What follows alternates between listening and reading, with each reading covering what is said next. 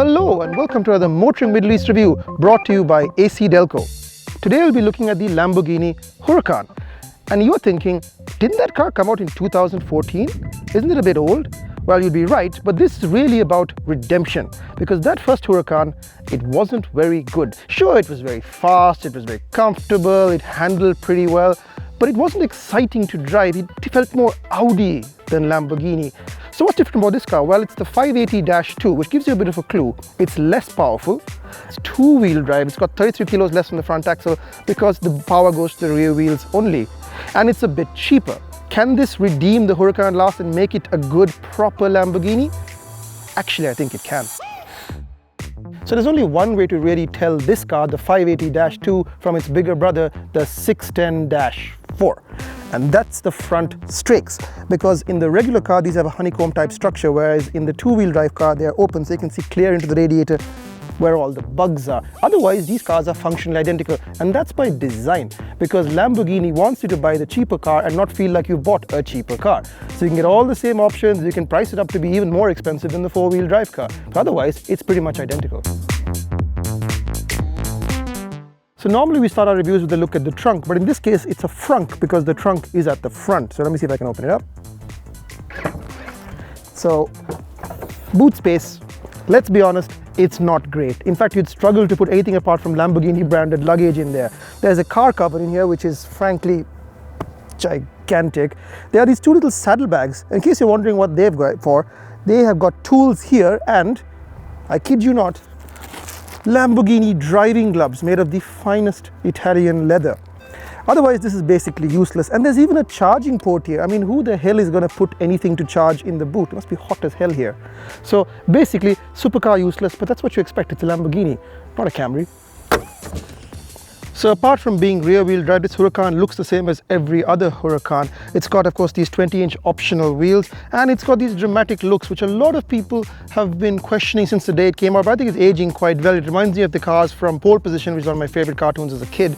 This dramatic body, Rosso Mars exterior paint, and incredible side strakes to feed this engine. Now I'm putting on this glove, not because I'm O.J. Simpson, but because I need it. It's 40 degrees outside, and to open this lid is very hot, very hot. And then you see inside the most incredible engine bay. It's the V10 engine that's built by Audi for Lamborghini. It's got 580 horsepower, 570 actually, 580 PS, 400 foot-pounds of torque, and a carbon fiber engine bay, which, as you'd expect, is a very expensive option and serves no function apart from looking really cool.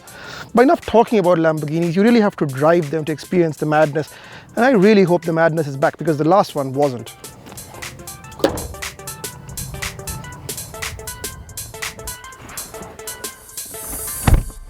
The interior of every Lamborghini is a special place to be, and the Huracan's no exception. The entire interior is coated in this very expensive Alcantara, which is basically Italian suede. It's a fantastic red and black contrast stitching, and these amazing, beautiful sports seats. Now, one of the things about the Huracan that's made it so special is that it's meant to evoke a fighter jet, a Raptor specifically. And I'm talking about the F-22, not the F-150 pickup truck. So it is quite cool. It's got this hexagonal lines, well, I suppose a pattern here on the passenger side. Everything in fact has hexagons, including the air conditioning vents. And of course you've got an aircraft style start-stop button, which is that lift up to start the engine. But actually you don't have to lift it up. You can just put your finger through if you're in a hurry. And of course the rear gear or the reverse gear is done by lifting up like this, which makes you think sometimes it's a handbrake, which can be a bit dangerous. The actual handbrake is here.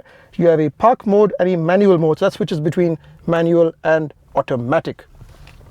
Lots of nice cool design touches. Of course you've got this row of toggle switches here, which are all identical, and they do various things from the windows, start stop. This car has start stop, parking sensors, hazards, traction control, and this one raises up and down the nose. The problem is they're all identical, so often I want to raise the nose and I end up turning the traction control off and slamming into a speed breaker at about 40.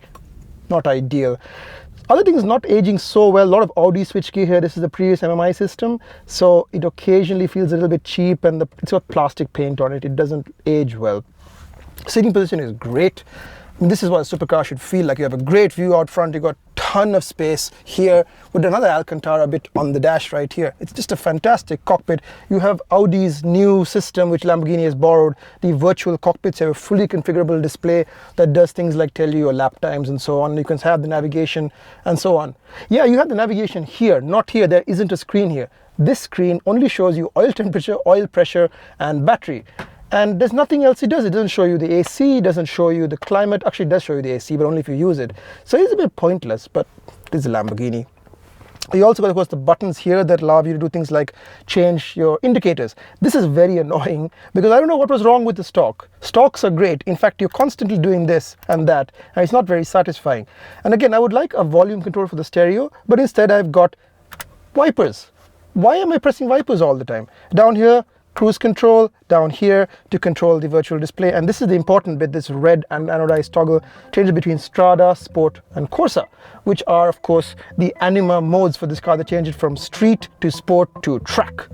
And I think it's time we finish talking about this car and start talking about how good it is to drive.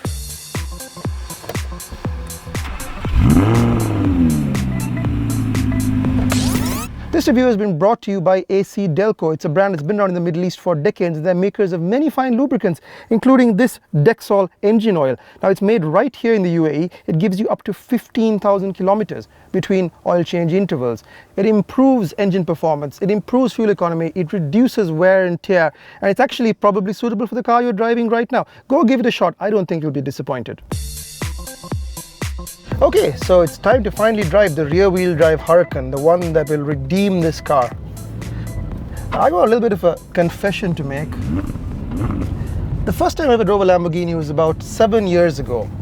And 7 years ago, I had a Giado Performante. And it was the first Lamborghini I'd ever driven. And coincidentally, it was also the first time I'd ever been fired from a job. So I took that car, that Performante, which was the fastest Lamborghini they made at the time, and I just took off for the border as fast as humanly possible because I just wanted to get away from the world. It was one of the most memorable drives I've ever done. It was 55 degrees that day. It was hot. The car was uncomfortable. It was raw. It was wild. It was painful, just like my experience that day. And I've always remembered that car. Thing is, though, the Huracan is the successor to the Giado, and I so wanted that car to be as good as that Giado, but it just wasn't. But I got out of that car thinking, what a disappointment. The looks were okay, but it wasn't really a shocking thing the way the Giado was.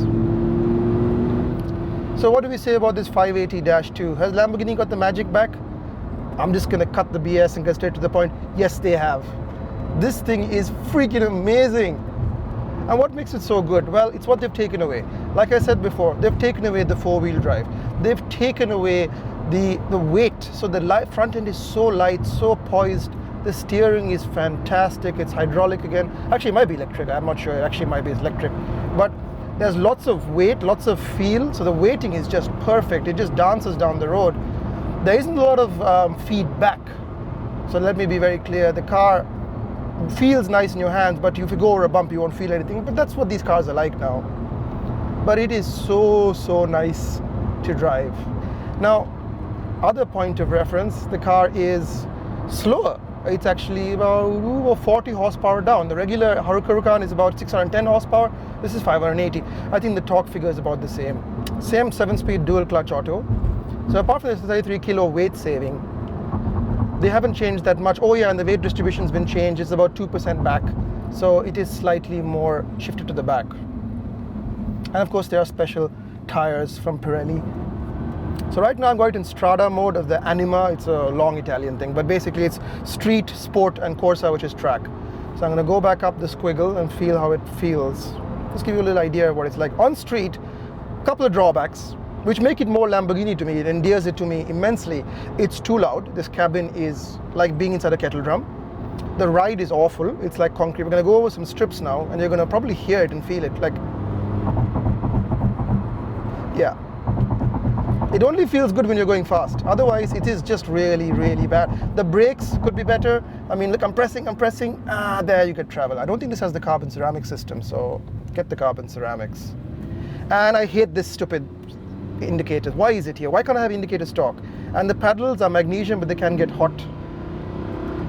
but boy oh boy. All right, so let's put it into sport mode, which gives up the traction control, changes the dampers, throttle response. The throttle response of this car is absolutely magic. And magic is the way I'm feeling, as of course immediately we get behind a slower car. But it just dances through the curves. Now, the difference in the Ferrari 488, which is a direct competitor to this car, as we sit behind a very slow person, 488 is very, very fast. You can drive with one finger, like this. The stereo is better, the car is more comfortable, the car rides better. It is a better car. You would drive a 488 every day. I'm going to leave it in automatic. So while we get past this guy, which will probably be very difficult. But the 488, by being better to drive and better to own, is boring. Let's see, I'm just going to get past this guy. That's more like it. Dual clutch auto. See, the indicator's on. It just won't turn off. Look how it hangs on. And you know what? It's scary. The way it builds speed, I'm going to brake. I love the pop of the exhaust, the pop of the burble. This car is actually genuinely scary again. Ooh, we don't want to launch off this hill. Let's brake a little bit. Tab with throttle. It's not a boring Lamborghini anymore. It's actually really, really fun and intimidating. It might be too intimidating for some. I mean, coming down this corner, this car feels fast. It's actually not going that fast, but it feels it. You drive a lot of stuff like Bugattis and, well, Ferraris. They all feel like they're just crushing the road. But this car, you got to work. You got to be part of the experience. I mean, I'm turning. I can meter out the grip just meter by meter. I can feel the car going through the bends. I'm part of the experience. I'm a crucial part of the experience. And I can just use the throttle to get up there. So I don't have to brake. The steering is just telling me everything I need to know. But it does feel like it wants to let go. This is in regular sport. Let's put it up into full Corsa. See what we get. Oh, so now we lost automatic, so it's manual only. The shove is intense. 400 foot-pounds of torque. Ooh, people coming through. Let's make sure there's nobody there.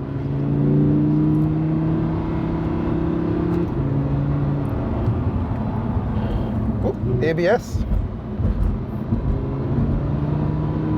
You get the idea. This car is very, very fun, which something Lamborghinis haven't been in a while. Is it intimidating? No, I mean, most people could probably drive it. It feels like the systems will look after you, which is something that I haven't been able to say before about Lamborghinis. Because it feels the systems, it felt like they were autonomous cars, they were doing all the driving, but this car, actually the systems are helping you drive better. It revs up to about 8,000 RPM, but you don't need it. I mean, between 4 and 5, there is a step change. As you go through the modes, the exhaust gets louder. Exhaust, I like it, but it can be just very boomy at low speeds, and it's not the nicest noise. That Giado with the Performante still had the best exhaust. I would buy a nice aftermarket exhaust. That's what I would change. Other than that, this car is great. It even changes the speed of the gear change, so that one's much more like chunk in your back, so you feel the gear change. Or into the dip.